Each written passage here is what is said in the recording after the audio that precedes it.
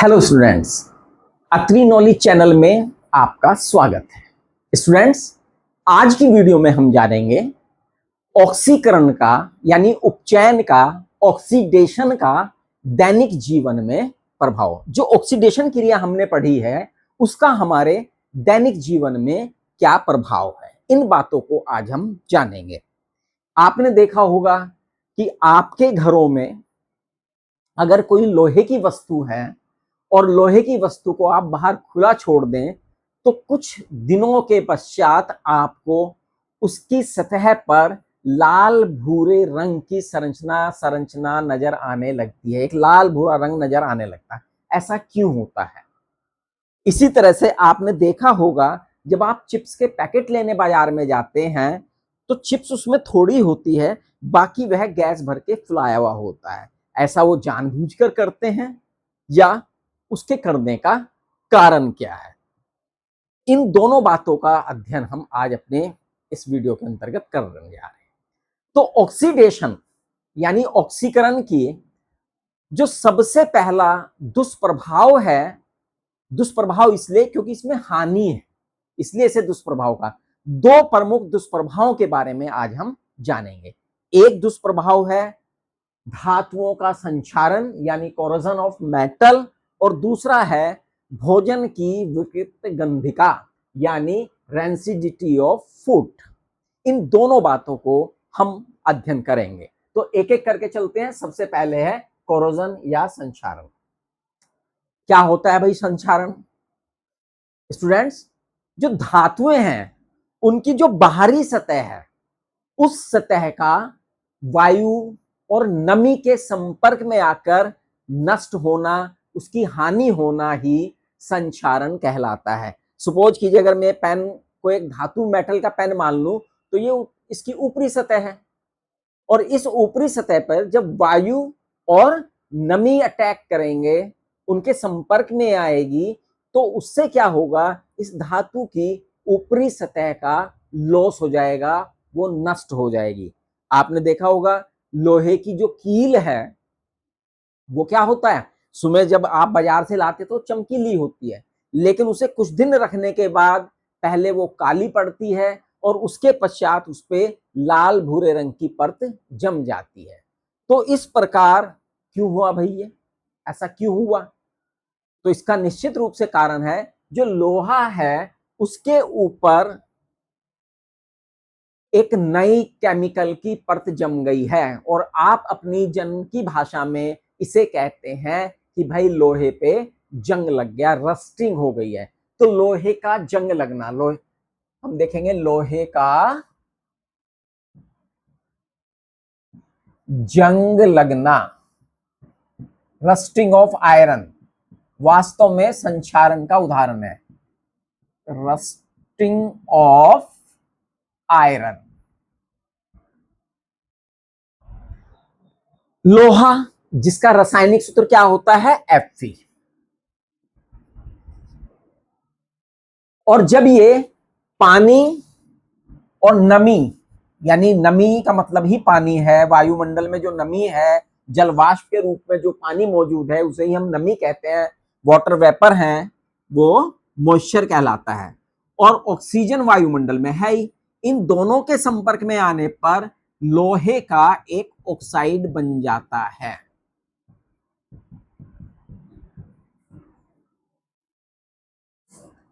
और ये लोहे का ऑक्साइड बच्चों लाल भूरे रंग का होता है।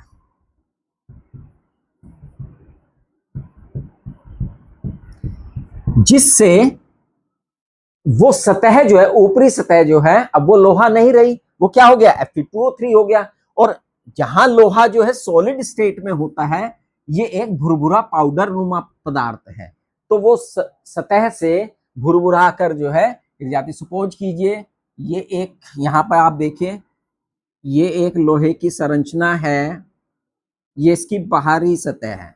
तो जब बाहरी सतह नष्ट हो जाएगी तो अब उसकी अंदर की सतह संपर्क में आएगी। अब अंदर की सतह ये होगी, अब ये तो शेड होके गिर गई है ना, धीरे धीरे शेड होके गिर गई, और अब ये सतह जो है किसके संपर्क में आ गई, वायु और नमी के संपर्क में आ गई तो यहां पर भी सेम यही क्रिया होगी, और इस प्रकार से रस्टिंग हो होकर जो वो धातु है की संरचना है लोहे धातु की, उसका ह्रास होने लगता है, वो रिड्यूस होने लगती है, वो घटने लगती है, कमजोर होने लगती है, और अंततः वो क्या हो जाती है, समाप्त हो जाती है। इस रस्टिंग के कारण, लोहे की रस्टिंग के कारण ही हमें प्रति वर्ष अरबों रुपए की हानि उठानी पड़ती है, क्योंकि हमारे पुल, हमारे शिप, हमारे बहुत से उपकरण लोहे के बने होते हैं। अगर इस रस्टिंग की जो प्रक्रिया है इसे हमने स्लो नहीं किया या इसे रोका नहीं गया तो ये हमें काफी हानि पहुंचा सकती है। इसलिए रस्टिंग जो ऑक्सीडेशन के द्वारा बनती है हानिकारक है। इसलिए हमने कहा है कि जो ऑक्सीकरण का प्रभाव है दैनिक जीवन में वो क्या है, हानिकारक है। ये तो एक बात है। अब प्रश्न ये आता है कि क्या सर केवल लोहे में ही रस्टिंग होती है और मेटल्स में कोरोजन नहीं होता? तो इसका जवाब है होता है। जैसे आपने देखा होगा तांबे का जब बर्तन आप लेकर आते हैं बाजार से तो क्या होता है, बिल्कुल चमचमाता हुआ होता है, लेकिन थोड़े दिनों बाद क्या होता है, वो काला पड़ जाता है ना। और फिर कभी कभी आपने देखा कि उसमें एक नीले रंग की रस्ट मिलती है, जैसे लोहे में लाल रंग की मिलती है, उसमें नीले हरे रंग की रस्टिंग मिलती है। तो भाई वो कहां से आ गई और वो क्या चीज है, जरा इसे भी समझते हैं, है ना। तांबे पर जंग लगना,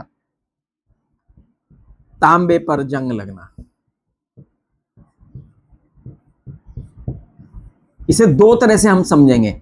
जब तांबा है यानी Cu है, जब वायु के संपर्क में आता है तो ये कॉपर का ऑक्साइड बना लेता है। इसके कारण ही जो है क्या होता है, तांबा जो है काला पड़ जाता है, ये कुछ काले रंग में हो जाता है। काले रंग की परत, जो काले रंग की परत बनी है वो कॉपर के ऑक्साइड होने के कारण बनी है। और ज्यादा दिनों तक पड़ा रहे तो इसमें कार्बन डाइऑक्साइड भी होती है, तो ये कार्बन डाइऑक्साइड के साथ मिलकर कॉपर कार्बोनेट बना लेता है, जो कि हरा नीला रंग जो है जंग के रूप में तांबे के बर्तन पर दिखाई देता है, वो किसका होता है, कॉपर कार्बोनेट का होता है। और तांबे का जो कालापन है बच्चों, वो कॉपर ऑक्साइड की परत बनने के कारण होता है। दोनों ही चीजें वायुमंडल में मौजूद हैं। पहले कॉपर ऑक्साइड बनेगा, लंबे समय तक कार्बन डाइऑक्साइड भी रिएक्ट करने लग जाएगी और तांबे पर जंग लग जाएगा। इसके अलावा और धातुओं में आपने देखा है संचारण तो एल्युमिनियम में भी होता है, संचारण तो चांदी में भी होता है। आपने देखा होगा आपकी माताजी जब चांदी के गहने बाजार से लाती हैं तो बहुत चमचमाते हुए होते हैं, चमकीले होते हैं, सिल्वरी हैं, लेकिन कुछ दिनों तक यदि वो रहते हैं खुले तो वो क्या पड़ने लगते हैं, काले पड़ने लगते हैं। तो भाई चांदी काली क्यों पड़ने लगती है, चांदी में ऐसा क्या है, तो इसे भी समझते हैं। देखिए धातुएं जो है प्राय धातुओं का संचारण होता है, तो चांदी का काला पड़ना, चांदी का सूत्र हुआ Ag, सिल्वर। और जब ये सिल्वर वायुमंडल की H2S से क्रिया करती है, H2S गैस से क्रिया करती है, तो सिल्वर सल्फाइड बना लेती है। क्या बना लेती है, सिल्वर Ag2S बना लेती है, सिल्वर सल्फाइड। और ये सिल्वर सल्फाइड काले रंग का है। इस कारण से चांदी के जो बर्तन हैं, चांदी के जो गहने हैं, चांदी के जो सिक्के हैं, वो कुछ समय पश्चात काले पड़ने लगते हैं, इस सिल्वर सल्फाइड की परत जो है बनने के कारण। अब प्रश्न ये आता है क्या इस संचारण को रोका नहीं जा सकता है? तो देखिए बिल्कुल रोका जा सकता है, जो उसके होने का कारण है। कारण क्या है कि भाई वायु की सतह, जो नेचुरली वायु है, वायुमंडल है, वायु है, नमी है, उसका संपर्क बचा दिया जाए तो इन घटनाओं से बचा जा सकता है। Is that clear? चाहे वो उस पर पेंट कर हो, चाहे इस पर गैल्वेनाइजेशन करके हो, चाहे दूसरी धातु की परत को चढ़ाकर हो, किसी भी तरह से हम ग्रीस या तेल लगाकर हो, इसे रोका जा सकता है या कम किया जा सकता है। एयर टाइट कंटेनर में बंद करके इसे चीज किया जा सकती है। तो इस प्रकार से ये धातुओं का संचारण है। Is that clear? अब हम पढ़ेंगे अगला विकृत गंधिता। जैसा कि मैंने आपको शुरू में ही बताया था कि भाई चाहे संचारण हो चाहे विकृत गंधिका हो, ये दोनों की दोनों क्रियाएं जो हैं होती ऑक्सीकरण के कारण ही है ना। दोनों का कारण क्या है? ऑक्सीकरण ही है, ऑक्सीडेशन ही है। बस फर्क ये है संचारण में ऑक्सीडेशन जो है धातुओं की सतह का हो जाता है और विकृत गंधिता में अब हम पढ़ेंगे कि हमारे भोजन के साथ क्या होता है। जो हमारा तला हुआ भोजन है, जो फैटी भोजन है जिसमें फैट है, जब इस फैट का, इस वसा का ऑक्सीकरण होता है, इस वसा के ऑक्सीकरण के कारण जो भोजन है हमारा, जो वसा युक्त भोजन है, उसका स्वाद और गंध दोनों बदल जाती है। इसी को हम कहते हैं विकृत गंधिता यानी रैंसिडिटी। तो रैंसिडिटी में क्या होता है बच्चों?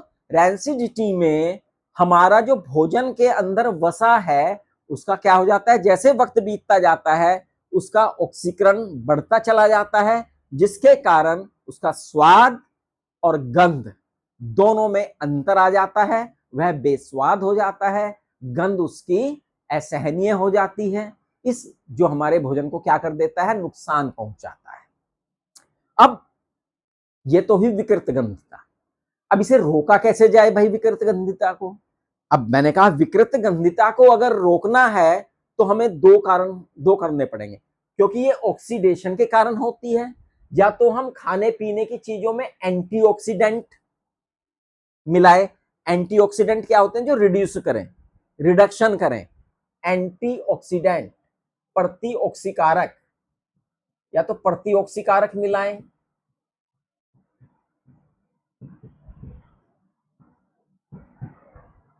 या हमारे भोजन में वायु को छोड़कर ऐसी गैस को रखा जाए जो ऑक्सीकरण कर ही ना पाए, है ना। तो हमने चिप्स के पैकेट की आपको बात कही थी। जो चिप्स का पैकेट होता है, आपने देखा चिप्स हैं, कुरकुरे हैं, इस प्रकार के नमकीन है, विभिन्न प्रकार की नमकीन है, उनके अंदर क्या होता है बच्चों? एक गैस भर देते हैं, एक एक्रिय, एक कम एक्टिव गैस भर देते हैं। और ये गैस कौन सी होती है? नाइट्रोजन। नाइट्रोजन गैस को इन पैकेट में भर दिया जाता है। क्यों? क्योंकि नाइट्रोजन ऑक्सीकरण नहीं करती, बहुत कम क्रियाशील गैस है, वो फैट के साथ क्रिया ही नहीं करेगी, उसका ऑक्सीकरण ही नहीं करेगी, जिससे विकृत गंधिता नहीं होगी, रैंसिडिटी नहीं होगी और हमारा खाद्य पदार्थ जो है लंबे समय तक सुरक्षित रहेगा। लंबे समय तक उसमें ना तो गंध होगी ना वह बेस्वाद होगा। तो आपने देखा किस प्रकार से ऑक्सीडेशन, ऑक्सीकरण धातुओं के संचारण और भोजन पदार्थों में विकृत गंधिता उत्पन्न करता है। आशा करता हूं ये वीडियो आपको अच्छी तरह से समझ में आई होगी। इसके माध्यम से, वीडियो के माध्यम से आपको विकृत गंधिता और संचारण समझ में आया होगा। इसी के साथ आपसे लेते हैं विदा। नई वीडियो में हम इस पूरे टॉपिक को, रासायनिक अभिक्रियाएं एवं समीकरण को पूरी की पूरी लेसन को हम एक वीडियो के माध्यम से आपको प्रस्तुत करेंगे, जो कि आपका एक रिवीजन सेशन बन जाएगा। हमारी वीडियो को ज्यादा से ज्यादा लाइक कीजिएगा, शेयर कीजिएगा, चैनल को ज्यादा से ज्यादा सब्सक्राइब कीजिएगा। बहुत जल्दी मिलते हैं आपको नई वीडियो के साथ। Thank you.